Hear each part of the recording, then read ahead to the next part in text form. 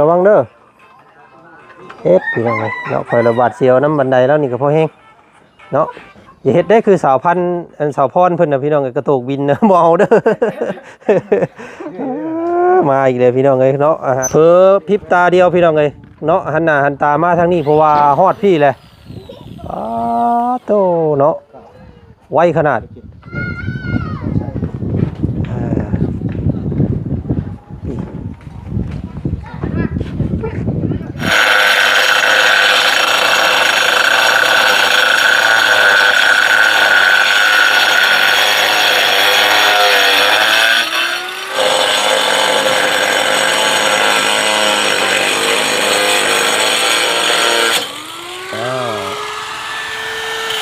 เปลี่ยนส่งเปลี่ยนเสื้อให้เพื่อนมานี่เนาะ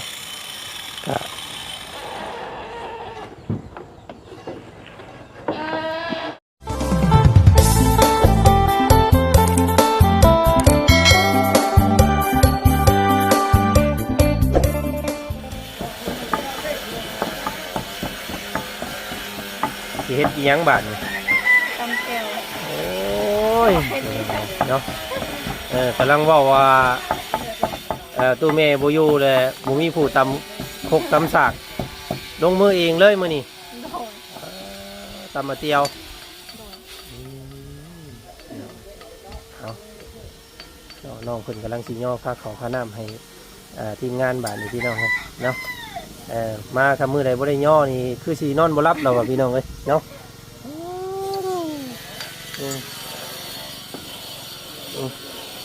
นี่ก็หมูอันนี้ขออนุญาตไงหลังลงอยู่แต่ละมือพี่น้องเลยเนาะโอ้ยทานเราก็ได้เห็ดมีไปสั่งแน่สู่ผักพวกเขากินมานี่เนาะโอ้ยพี่น้องซื้อมาให้น้องเพิ่นมื้อเช้านี่เนาะซื้อมาถางมาตอนเพิ่นพี่น้องเนาะโอ้เข่าเราก็เต็มอันยะอยู่พี่บาทนี่ขนมาพี่เพิ่นเลยเข่าเนาะกุ้มอยู่ดอกปีนี่พี่น้องเลยเนาะคำบอกขายคำขายเนี่ยบุกุ้มแน่นอน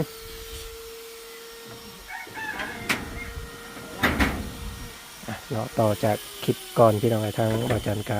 เกาะติดอยู่นี่เนาะอัปเดตเป็นระยะให้พี่ให้น้องเบิ่งส้มการทำเบียกเหตุงานของสร้างพี่น้องเลยเนาะก็ถือว่าสร้างสายจวดสายนั่นดีเนาะลายดีสร้างเขาเนี่ยผูกปิดเป็นเพียกอยู่พี่น้องเลยทีมงานสามัคคีเพื่อนเอิญเนาะ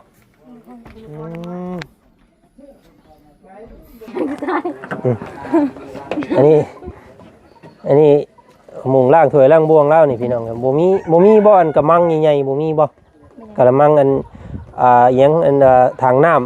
ำมีแต่ล่างอันในกระตุกน้ำแบบนี้เลยพี่น้องยูพี่นี่เพิ่นสิใส่ของยังเพิ่นเอิ้นเรียกว่าประยุกต์ของเก่ามาเป็นประโยชน์เนาะกระตุกน้ำมันเครื่องนี่พี่น้องแต่ว่าก่อนเขาสินำมาใส่เขาก็เอาไปล้างไปพัดให้อันกินน้ำมันออกก่อนเนาะใส่เป็นประโยชน์ด้วยเลยบ่ได้ถิ่มคือแถวบ้านเฮาได้พี่น้องไงเนาะมาเด้อพี่น้องไงนี่ปลาในก้อนตะเต่าระวังได้ไงหลังน้องนี่ได้หันเนาะโอ้ยอันนี้คือกับบันไดกับทุกชักใช่เขาลูกเฮิมขึ้นมาเนี่ยเขาเย็นฮักอยู่นี่เอาระวังเด้อเฮ็ดพี่น้องเลยเนาะคอยระบาดเสียวน้ำบันไดแล้วนี่ก็พอแห้งเนาะอย่าเฮ็ดได้คือสาวพันธุ์สาวพรเพิ่นน่ะพี่น้องกระโตกบินนะบ่เอาเด้อมาอีกเลยพี่น้องเลยเนาะอาหารการกินบ่ได้ย่อนี่คือสินอนบ่หลับเราว่ะพี่น้องเลยเนาะโตย่อมากก็กินแล้วพี่น้องเลยเนาะผู้เทิงๆบัดผู้ดีขี้เยอะได้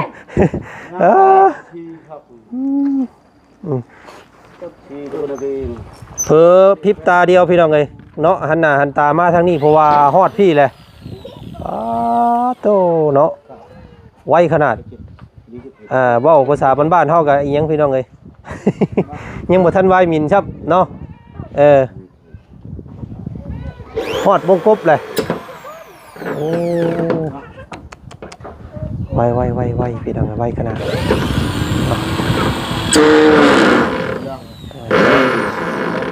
ถ้าว่าไม่มันอ่อนนี่ยังสิไวกว่านี้เนาะอาจารย์เอ้ยมาอาจารย์อาจารย์มามากินข้าวเด้อกินข้าวน้ำกันอีกก่อนจ้าจะโดยเนาะใช้บูดมันเปล่านี่น่ะมีแต่ให้น้องหัวเพิ่นเอาผ้าขาดจุ่มนั่นเช็ดน้ำมันจังมาแล้วจังบ่ได้ตามเช็ดน้ำหลังมันสูงเลยเช็ดยากพี่น้องเอ้ยเนาะก่อนเฮาสิเอาขึ้นเอากินมาลงเพิ่มเนาะกินเนี่ยคลั่มเลยเพิ่นเว้าฮะเพิ่นได้ย่อมาเลยอาจารย์ต้องพี่น้องเนาะเมื่อเอาขึ้นแล้วก็เข้าไม้ซื้อว่านี่ว่าโอ้ลึเลยเนาะเข้าไม้ซื้อว่าบ่เนาะที่ตลอดเลยตัวนี้บ่ซื้อว่านี่เอาวิเนาะเอาไม้สร้างมากินข้าวพี่น้องเนาะเอาทักทายสบายดีเด้อพ่อแม่พี่น้องหมู่เพื่อนกันเบิดสู่คนเนาะพบพ่อกับซ่องของเจจันคือเก่าเนาะมื้อนี้ก็ได้เนาะบ่าวจันอีกแล้วพี่น้องเนาะสบายดีเด้อเนาะอาจารย์ตรงมือเลยแจ่วหมูพริกมื้อนี้สีมือน้องหัวเนาะบ่แม่นสีมือแม่เด้อพี่น้องเด้ออาจจะบ่สู่สีมือแม่บ่ให้มือแม่นี่ผ่านแล้วเนาะน้องหัวนี่ย่านเพชรก็ได้เนาะบ่บุญเบิ่งทิ้งด้วยเอากินเพิ่นยังเข้าห้องน้ำอยู่บ่บุญเพิ่นเจ้าบ้ายแท้เจ้าพริกนะบ่กว่าบ่ได้ใส่น้ำวับข่อยเบิ่งนี่เพชรแท้ๆข่อยเบิ่งนี่คนตำแจ่วพริกเพชรนี่ให้ผัวเก่งเด้เพิ่นบอกแม่นบ่บ่เนาะเจ้าอยู่กับผัวเจ้าตะกี้ก็ให้ผัวเก่งอยู่บ่เจ้ามีแต่ผัวให้กัดเอาง่ายกว่าจังนะว่าง่ายนี่กัดเอาน้ำหมากมันดีกว่าพี่น้องเอากินข้าวกันเด้อสิพี่น้องเด้อมาเด้อเนาะมานะได้เพิ่นยังอันนั่นอยู่พี่น้องช่วยหน้าช่วยตาอยู่พี่น้องทางแม่เพิ่นมาเลยทางนี้เนาะได้ยังแม่มานี่พี่น้องเอ้ยเพิ่นมาแต่สวนมื้อนี้เนาะไปสวนยังแม่มื้อนี้ไปสวนยังสวนมันต้นเบิ่งอยู่เพิ่นได้สังมาแน่พี่น้องเอ้ยอ้าวกล้องน่ะหัวบ่โอ้มีหมากอันนี้พี่น้องกินบ่พี่น้องหมักถั่วแก่อ่อนก็ได้ถั่วไห้เนาะโอ้แซ่บได้ต้มในมันเด้อต้มกินได้กระบาดก็เดียวในมันได้เครื่องปลาของดงมาอีกแล้วเราก็ได้พี่น้องกินข้าวนี่เด้อมีแต่คนท่วงว่าเจ้าจ้อยเนาะเจ้าจ้อยน้อยๆพี่น้องเลยเนาะเนาะเอาพี่น้องเลยเนาะเราเมื่อยเฮ็ดเวียกนักเนาะเป็นทั้งพ่อทั้งแม่ให้ลูกๆแม่เพิ่นก็ได้พี่น้องทางตู้แม่เพิ่นเอาหมักทั่วให้เนาะบ้านเฮาเอิ้นเนาะกินได้ล่ะ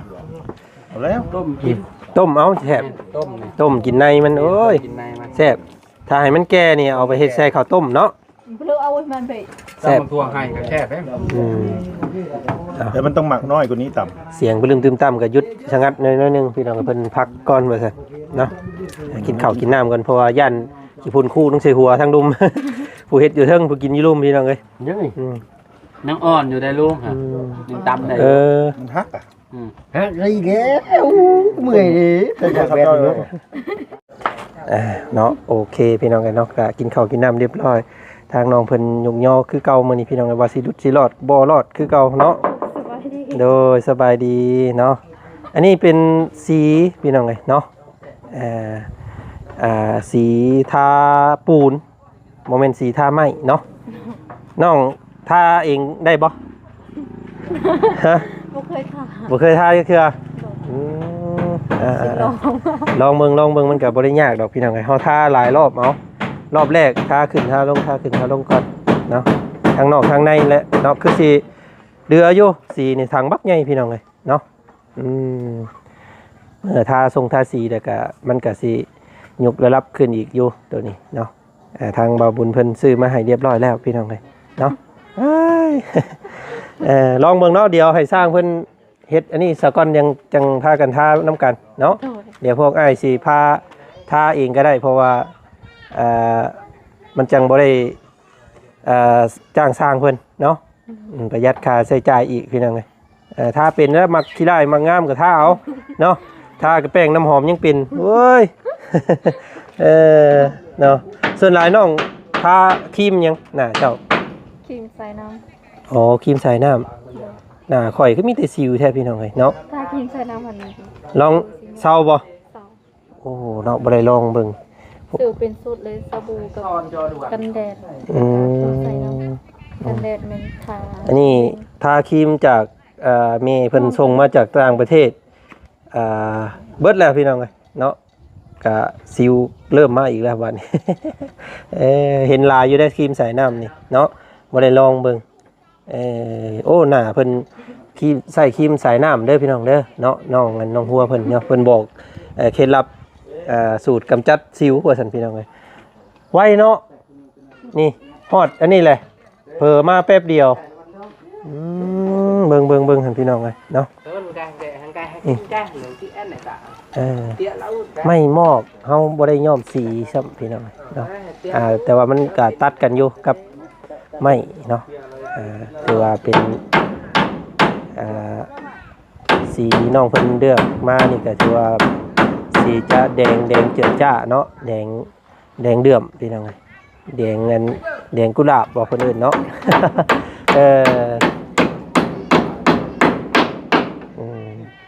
ความมักบ่คือกันคนเฮาพี่น้องเอ้ยเนาะอันนี้นี่ก็งามบ่ งามคือกันเนาะ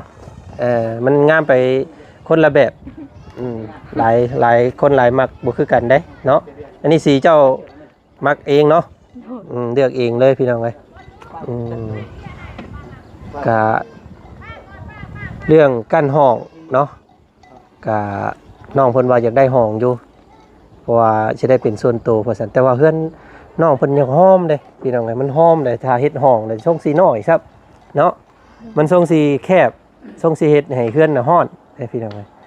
เนาะแต่ว่าการเป็นส่วนตัวก็ดีอย่างบ่ซั่นซะเนาะเอากะติดตามเบิ่งนั่นแหละพี่น้องเอ้ยเอาตัวฮอบเพื่อนก่อนเนาะน้องเนาะค่อยเป็นค่อยไป เนาะงามเด้อพี่น้องเอ้ยเนาะเพื่อนน้องเพิ่นเอาติดตามเบิ่งกะมื้อแรกแหกมานมื้อนี้ยังบ่ทันเห็น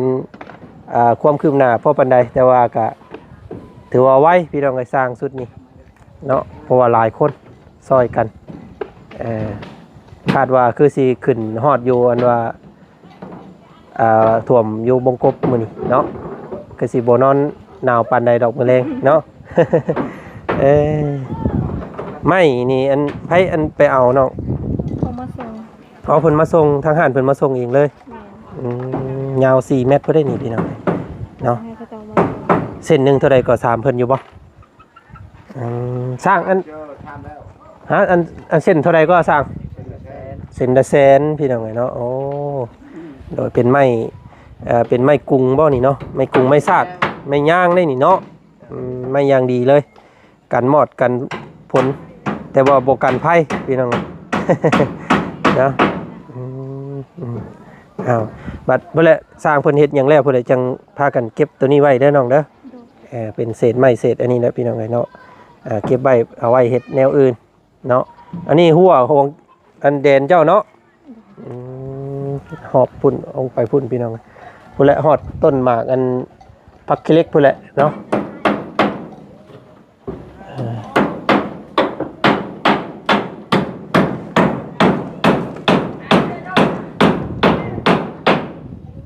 เดี๋ยวช่วง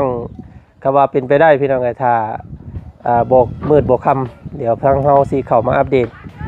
เบิ่งช่วงคำเนาะมาถ่ายทำให้พี่น้องเบิ่งส้มอีกรอบขั้นตอนต่อไปนี่ทางเฮาก็สิได้ไปทางอื่นก่อนเนาะให้สร้างเพิ่นเฮ็ดหน้าที่เพิ่นไปก่อนสิเข้าไปแวะเบิ่งบ้านของน้องต้นกล้าก่อนพี่น้องไงเพิ่นถามที่ถามทางได้แล้วบ่เนาะเพิ่นอยากขายเท่าใดกว้างหอมซำใดนะอันนั้นก็สิให้ทางเบาเคยล่าเพิ่นรับผิดชอบเนาะ ทางอ้ายเพิ่นมอบหมายให้บ่าวเคยละโอ้เป็นงานแรกแห่งมานเราได้นี่พี่น้องเอ้ยเนาะเอาติดตามมึงพี่น้องเอ้ยทางว่าจันทร์ก็สิเข้าไปเบิ่งน้ำเนาะอีกแห่งหนึง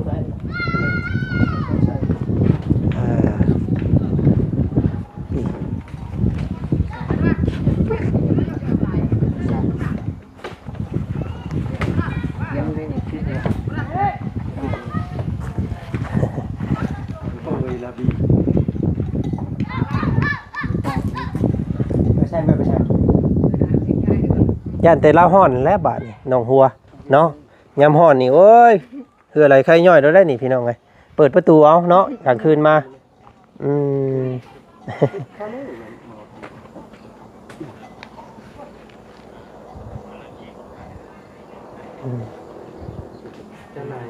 ตูเมเราให้เรากินข้าวนี่เด้อส่วนหลายเรากินหลายอยู่บ่เรากินข้าวคือจ้อยแท้ เราเป็นคนโต คนตัวน้อยเนาะพ่อเจ้าได้สูงบ่ ตีค่ะ เตี้ยประมาณอ้ายอันผู้ใส่หมวกกันบ่ซ้ำบ่อ้ายเสื้อสีอันสีกรมอ่ะ พอเตียเป็นคนตุย คนเดียวกันอวบๆเนาะโอเคก็คือสีโบต่างอย่างกับน้องหัวน้องเนาะ บ่ได้ว่าเตี้ยเด้อ สูงเท่าใดเจ้าน่ะ เมตร48 เมตร48148เนาะหรือว่าเมตร48 แม่แม่เป็นว่าผิดกันหรอ ฮะ 148 ความสูงเนาะนั่นแหละเป็นอันเดียวกันนั่นแหละพี่น้อง เมตร48ก็ถือว่าธรรมดาพี่น้องก็บ่คันบ่เตี้ยบ่คันบ่ต่ำเนาะพอดีแหละบ้านเฮาซ้ำนี้แหละก็บ้านเมืองเฮาพี่น้องเนาะแต่ว่าจันทร์ก็167เนาะ167167 168เตี้ยแม่บังคับออกนมเนาะยานมแต่น้อยโพด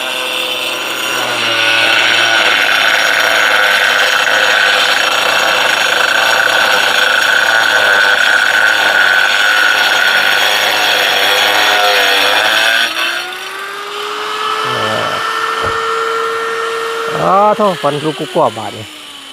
รถข่อยก็โพดอีหลีข่อยเนาะรถโทษบ่สิให้น้องหัวล้างให้ก็เราบ่มีน้ำพี่น้องเอ้ย เนาะแต่เฮือนเพิ่นมีน้ำใดน้ำหยังก็สิว่าสิสีดน้ำให้แน่อันนี้บ่ไหวได้สิไปตักน้ำมันเซมาล้างเนาะน้องเนาะทางเข้าบ้านน้องเพิ่นโหดอีหลีเอาก็เบิ่งส้มพอสำนีก่อนเนาะจังซั่นอ้ายสิพากันเดินทางไปทางอื่นก่อนเด้อน้องเด้อเดี๋ยวสิเข้ามาเบิ่งใหม่เนาะถ้ามันบ่ค่ำบ่มืดเดี๋ยวสิแวะเข้ามาช่วงค่ำอีกเด้อมีแต่หาน้ำหาในน้ำกินน้ำดื่มยังอยู่บ่ยังอยู่เนาะก็แพ็กสุดท้ายเลยเนาะอ้าวพี่น้องเอ้ยเดี๋ยวเข้ามารอบหน้ารอบในก่อนจังว่ากันอีกสั่นเนาะเพราะว่าเป็นน้ำทุกน้อยดื่มง่ายกินง่ายเนาะเพราะว่าน้องเพิ่นบ่มีน้ำกินเนาะกินน้ำเซ่พี่น้องไงตรงน้ำพ้นยามนี้ก็ได้เนาะแต่มีน้ำใดน้ำประปาน้ำอันนี้เฮาก็สิ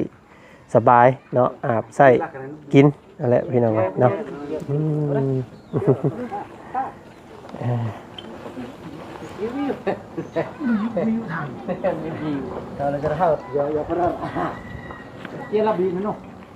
ยังบ่ทันได้ขึ้นไปทางใดเลยมื้อนี้พี่น้องเพราะว่าเวะมานี่แล้วก็ข้างค่าอยู่นี่เลยมื้อนี้เนาะพอติดเบิ่งก่อนอยากเบิ่งความคืบหน้าเนาะเบิ่งกันแบบยาวๆเด้อพี่น้องเด้อเนาะอย่าพอเบื่อกันได้เนาะ เนาะพี่น้องเอ้ยบ่มีไผเบื่อเพิ่นว่าเพิ่นคอมเมนต์มาบอกอยู่เนาะมาถ่ายเลยก็ได้เพิ่นว่าเนาะอยากเบิ่งว่าน้องเพิ่นบ่มีมื้อใดที่ว่าบูดพี่น้องเอ้ยยิ้มตลอดเนาะก็นิสัยดีพี่น้องเอ้ยก็เป็นกันเอง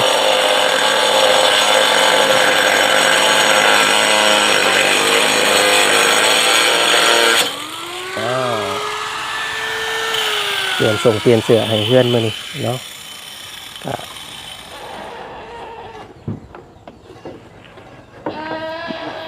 บ้านนี้มีเฮือนหลังนี้บ่จักเนาะหลังเดียวบ่จักกันใส่ผ้าสลาเนาะยังบ่เห็นเฮือนไผเนาะมีแต่ผ้าไม้ส่วนหลายผ้าสลานี่เป็นหลังแรกพี่น้องเอ้ยเนาะยืนหนึ่งในหมู่บ้านเลยแล้วนี่เนาะยังบ่เคยมีได้นี่พี่น้องเอ้ยแต่ว่าข้อเสียนี่เวลาให้ลูกให้ผัวอย่าแกล้งผ้าแกล้งมีดใช่เนาะมันแตกพี่น้องเอ้ยแม่นเอาสากกระเบือพาดหัวผัวบ่ถึกพานี่ลูกกึกเบิ่งเลยเด้แตกเลยแล้วตัวนี้พี่น้องเอ้ยมันคือแป้นเฮาเด้เนาะ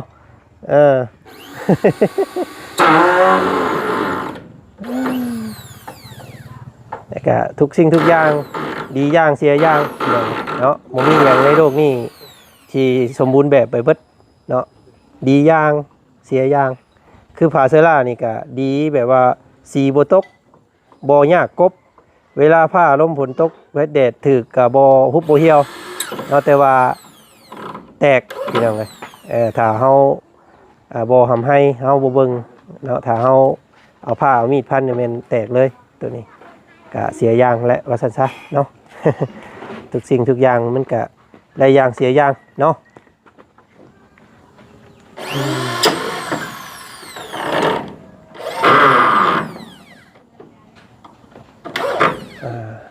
ใครอยู่สร้างเพิ่น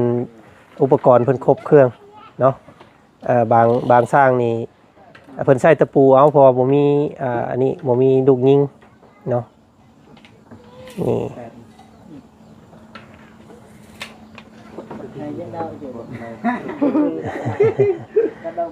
ฉันให้สร้างเพิ่นพากันใช้สมาธิก่อนเนาะทางบ่จันขอตัวลาก่อนเด้อสนองเด้อโดยเนาะพักผ่อนเด้อเจ้าก็ได้เนาะเบิ่งนี่แหละบ่มีหยังหรอกพี่น้องมีแต่ให้สร้างเพิ่นเฮ็ดเองเนาะดีอกดีใจน้ำน้องเพิ่นพี่น้องเลยไปเนาะใส่ประตูประต่างเข้าไปเพื่อแหละจังสิเห็นความงดงามสำหรับคลิปนี้ทางบ่จันขอตัวลำลาเสียงสำนี้ก่อนเจอกันอีกคลิปหน้าแล้วกันพี่น้องเนาะคลิปนี้ขอลาแล้วไปก่อนพี่น้องเลยพบเจอกันคลิปหน้าเนาะสวัสดีเขาได้ละกระชอนั่นแหละมาครบแล้ว สองมาหลายใบ